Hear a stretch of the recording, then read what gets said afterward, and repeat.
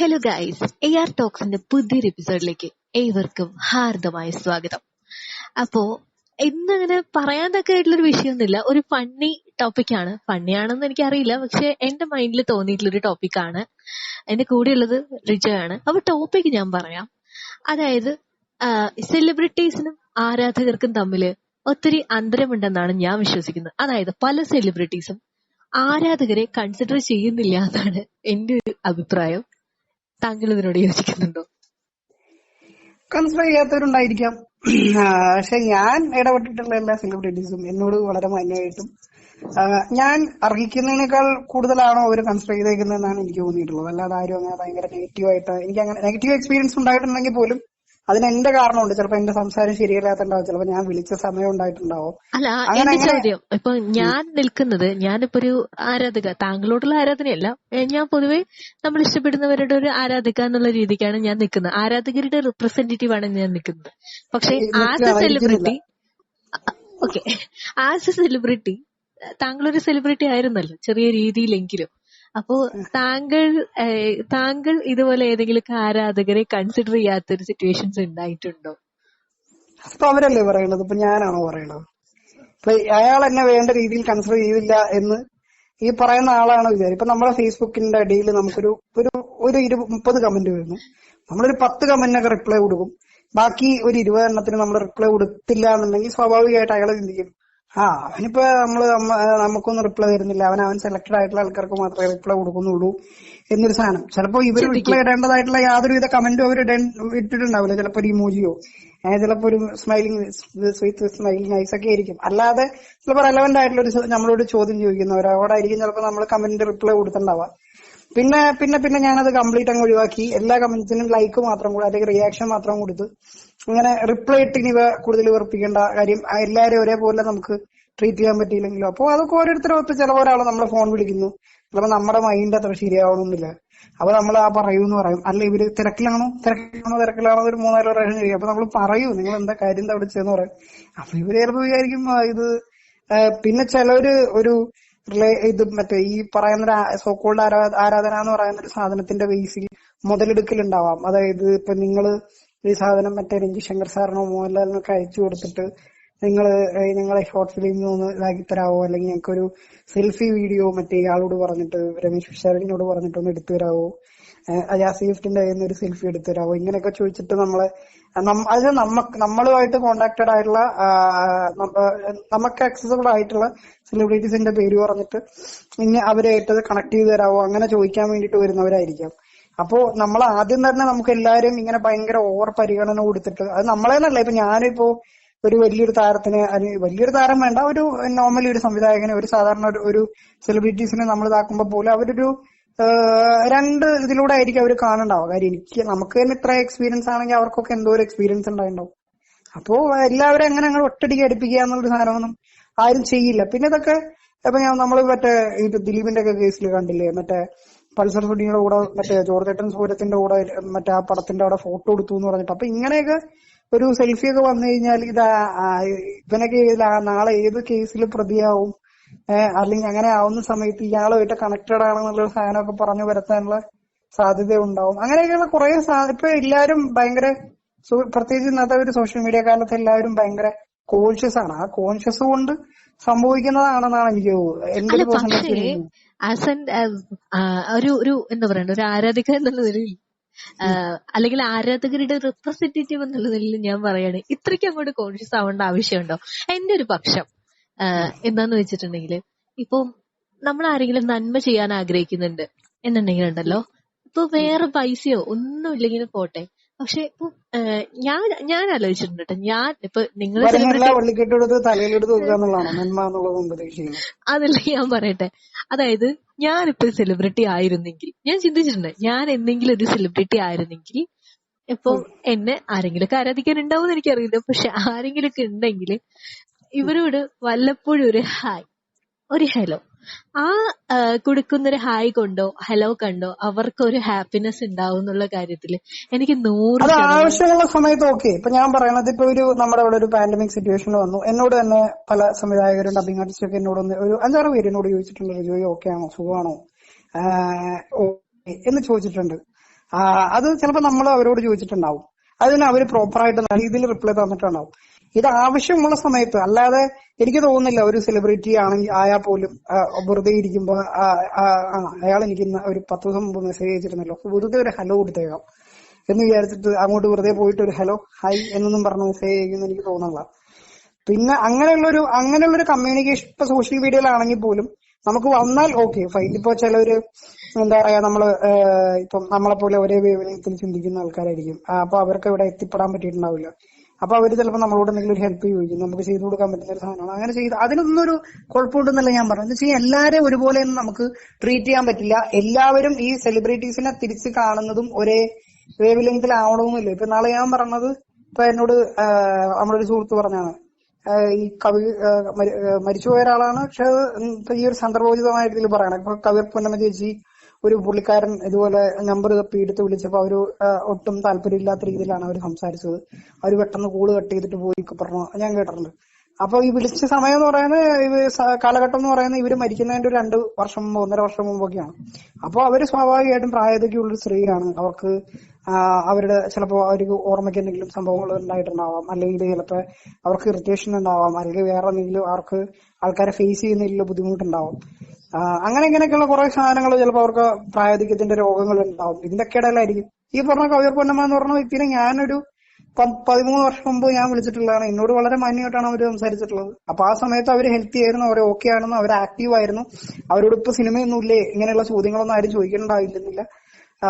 അപ്പോ സ്വാഭാവികമായിട്ട് അവർ mentally physically ഒക്കെ അവര് സെറ്റ് ആയിരുന്നിരിക്കണം. ആ 13 വർഷത്തിന് ശേഷം മരിക്കുന്നതിന്റെ 1-2 വർഷങ്ങൾക്ക് മുമ്പ് അവരെ പ്രായാധിക്യം ഭയങ്കരമായിട്ട് എഫക്ട് ചെയ്തിട്ടുണ്ടാവണം. പക്ഷെ ഇത് പറയുന്ന ഒരാൾ ചിന്തിക്കുന്നില്ല, അവരിങ്ങനെ ആയിരിക്കും, ഇപ്പൊ ഇങ്ങനെ ആയിരിക്കാം, അല്ലെങ്കിൽ അവർക്ക് ഇത്രയും പ്രായമായില്ലേ. അത് നമ്മളൊരിക്കലും അവരുടെ ഭാഗത്തുനിന്നും കൂടെ കൺസിഡർ ചെയ്ത് ചിന്തിക്കണമെന്നാണ് എനിക്ക് തോന്നുന്നത്. കാര്യം വെച്ചാൽ ഇത് വിളിക്കുന്ന ആളാരാന്ന് നമുക്കറിയില്ലല്ലോ. ഇപ്പൊ ഞാനിപ്പോ ഒരു ആക്ടറിനെ ഒരു ഡയറക്ടറിനെ വിളിക്കുന്നു. പക്ഷെ ഞാൻ പറയുന്ന വെച്ചിട്ടുണ്ടെങ്കിൽ, ഞാൻ പറഞ്ഞല്ലോ, ഇപ്പൊ നമ്മൾ കൊടുക്കുന്ന ഒരു ചെറിയ സ്മൈൽ ആണെങ്കിലും എന്താണെങ്കിലും ചിലപ്പോ അത് എല്ലായ്പ്പോഴും എല്ലാവർക്കും കൊടുക്കാൻ പറ്റണമെന്നില്ല. ഇപ്പൊ ഞാൻ പറയുന്നത്, ഇപ്പൊ നമ്മളൊരു ആക്സിഡന്റ് സിറ്റുവേഷനിൽ നിൽക്കുകയാണ്, അല്ലെങ്കിൽ ഒരു ഷൂട്ടിംഗ് കഴിഞ്ഞ് ഇപ്പൊ ഒരു ആക്ടറിനെ സംബന്ധിച്ചോളം ചിലപ്പോ രാവിലെയും രാത്രിയും ഒരുമിച്ച് ഷൂട്ട് ഉണ്ടാവും. ഇപ്പൊ എന്താ പറയാ, ഒരു ദിവസം ബ്രേക്ക് ഇല്ലാതെ ഷൂട്ട് ചെയ്യേണ്ട സിറ്റുവേഷൻസ് വരാം. അപ്പൊ അങ്ങനെ വരുന്ന സമയത്ത് അയാൾ പിറ്റേ ദിവസം വന്ന് കിടന്നുറങ്ങുമായിരിക്കാം. അപ്പൊ ആ സമയത്തായിരിക്കാം ഒരാൾ വന്ന് വിളിച്ചിട്ട് നമ്മളെ വിളിക്കുന്നുണ്ടാവുക. അപ്പൊ ആ സമയത്തൊന്നും ചിലപ്പോ നമുക്ക് ഈ പറഞ്ഞ പോലെ നമുക്ക് നമ്മുടെ മനസ്സിനെ ആ സമയത്ത് കൺട്രോൾ ചെയ്യാൻ പറ്റണ കാര്യം, അത്രയും സ്ട്രെസ് ആയിട്ടാണ് അയാൾ അവിടെ വന്ന് കിടന്നുറങ്ങുന്നത്. അപ്പൊ നമ്മൾ ഈ പറഞ്ഞ പോലെ എന്താണ്, നമ്മൾ അവരുടെ ഭാഗത്തുനിന്ന് അവർ ഏത് സിറ്റുവേഷൻ, അപ്പൊ അവര് നമ്മളോട് ചീത്ത പറയുന്നുണ്ടാവും. അല്ലെങ്കിൽ ഇപ്പൊ ഈ മുകേഷ് എന്ന് പറയുന്ന ഒരാളിനെ ഞാൻ ഭയങ്കരമായിട്ട് തെറി പറയുന്ന ഒരാൾ, അല്ലെങ്കിൽ ഭയങ്കരമായിട്ട് അപ്പൊ രാഷ്ട്രീയപരമായിട്ടാണെങ്കിലും പുള്ളിയുടെ ഒരു ആറ്റിറ്റ്യൂഡ് ബേസ് ആയിട്ടാണെങ്കിലും എനിക്ക് ഒട്ടും ഇല്ലാത്തൊരു വലിയ താല്പര്യമില്ലാത്തൊരു മനുഷ്യനാണെങ്കിൽ സിനിമയിലെ ക്യാരക്ടേഴ്സ് ഒഴിച്ചു നിർത്തിയാൽ പേഴ്സണലി അങ്ങനെ അത്ര വലിയ അടിപൊളിയൊന്നും അല്ല എന്നുള്ള കാര്യം നമുക്ക് എല്ലാവർക്കും അറിയാം. പക്ഷെ അങ്ങേരാ 11 മണിക്ക് വിളിച്ചിട്ട് തെറി വിളിച്ച കേസിൽ ഞാൻ എപ്പോഴും അങ്ങേരുടെ കൂടെ തന്നെ നിൽക്കുന്നത്. കാര്യം വെച്ച് കഴിഞ്ഞാൽ 11 മണിക്ക് ഒരാൾ വിളിക്കുകയാണ് ഒരു കാര്യമില്ലാണ്ട്, സാർ, എന്നിട്ട് ഇവൻ പറയുന്ന പോലും പ്രോപ്പറായിട്ട് കേൾക്കുന്നില്ല. ഇവൻ മനഃപൂർവ്വം ആ കോൾ റെക്കോർഡ് ചെയ്തിട്ട് നമ്മൾ പ്രൊവോക്കഡ് ആക്കാൻ വേണ്ടി വിളിച്ച ഫീലിംഗ് തന്നെയാണ് നമുക്ക് അവിടെ തോന്നുന്നത്.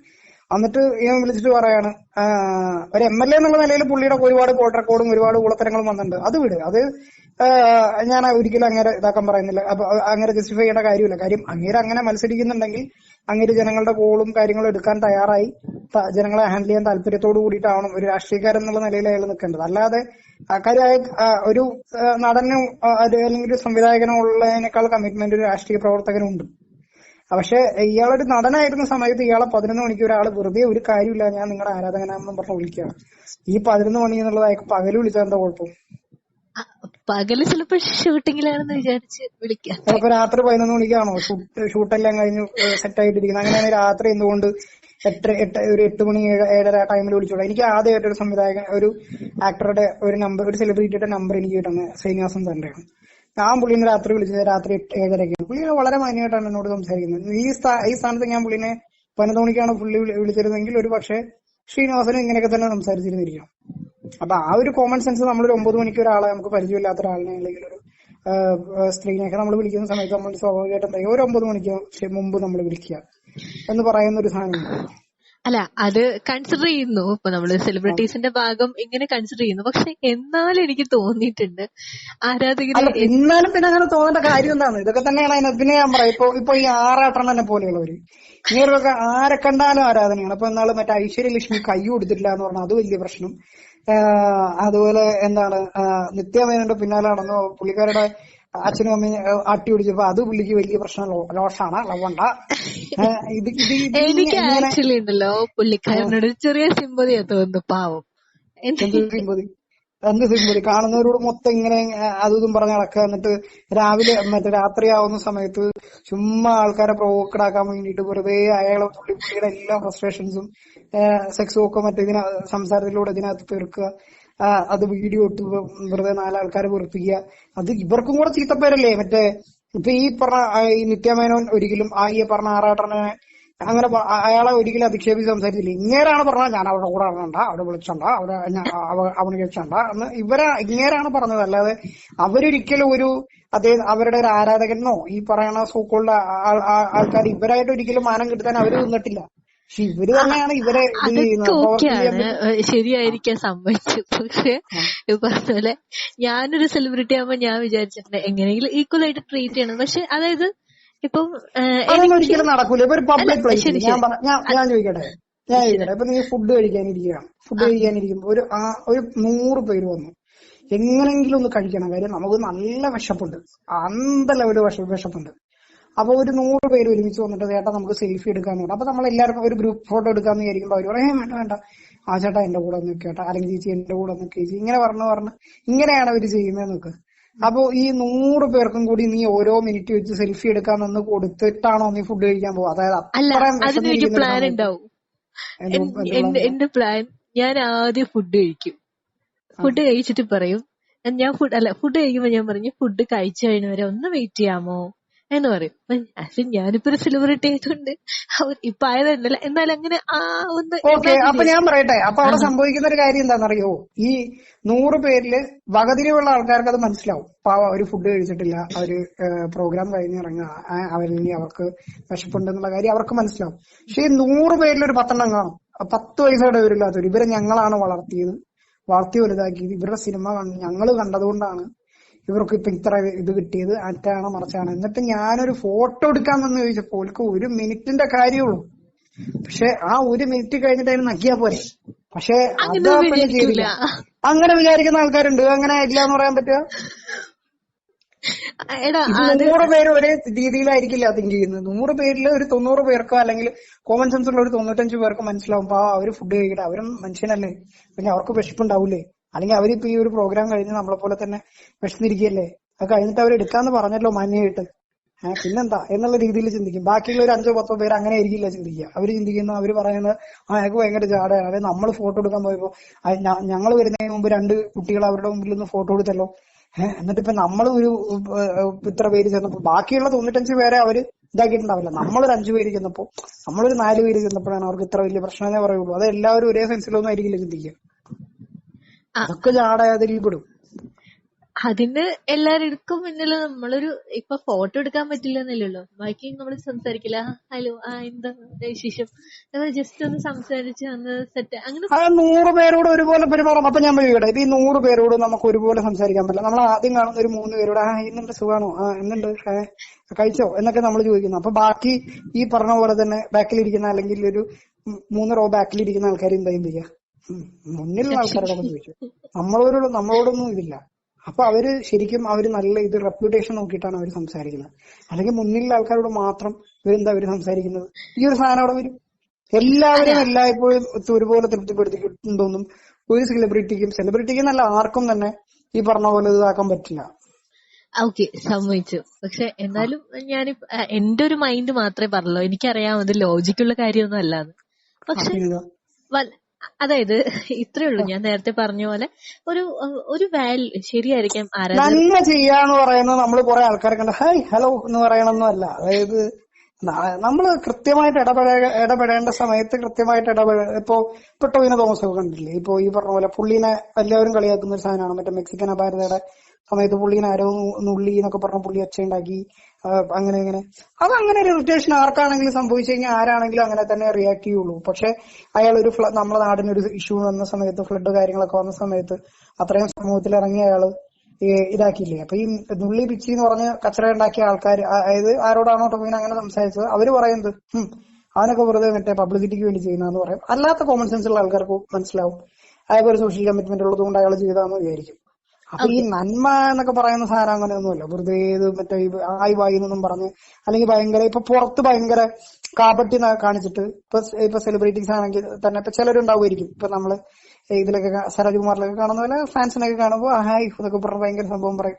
എന്നിട്ട് ഇങ്ങനെ മാറി എന്നിട്ട് ഫാൻസ് ഊളുകള് എന്ന് അങ്ങനെ പറയുന്നതിനേക്കാളും നല്ലതാണ് അവര് റിയൽ ആയിട്ട് എങ്ങനെയാന്നുള്ളത്. അപ്പൊ അവർക്ക് ചിലപ്പോ ഇറിറ്റേഷൻ ഉണ്ട്, അല്ലെങ്കിൽ അവർക്ക് കംഫർട്ടബിൾ അല്ല, അവർക്ക് ഓക്കെ അല്ല എന്നുണ്ടെങ്കിൽ എനിക്കത് പറ്റില്ല, എനിക്കത് ഓക്കെ അല്ല എന്ന് പറയുന്നത് അതാണ് അതിന്റെ മാന്യത എന്നാണ് എനിക്ക് തോന്നുന്നത്. അല്ലാതെ വെറുതെ ഓക്കെ നമ്മള് ഓക്കെ ഓക്കെ കാപട്യം ഓക്കെ ഓക്കെ കാണിക്കുന്നത്. Fine fine fine. അപ്പൊ ഞാനേ എന്താണെങ്കിലും ജസ്റ്റ് ഒരു ഡിബേറ്റ് എന്നുള്ള രീതിക്ക് ഉദ്ദേശിച്ചുള്ളൂ. എനിക്ക് എന്റെ മൈൻഡിലേക്ക് വന്നൊരു തോട്ട് മാത്രമാണ്.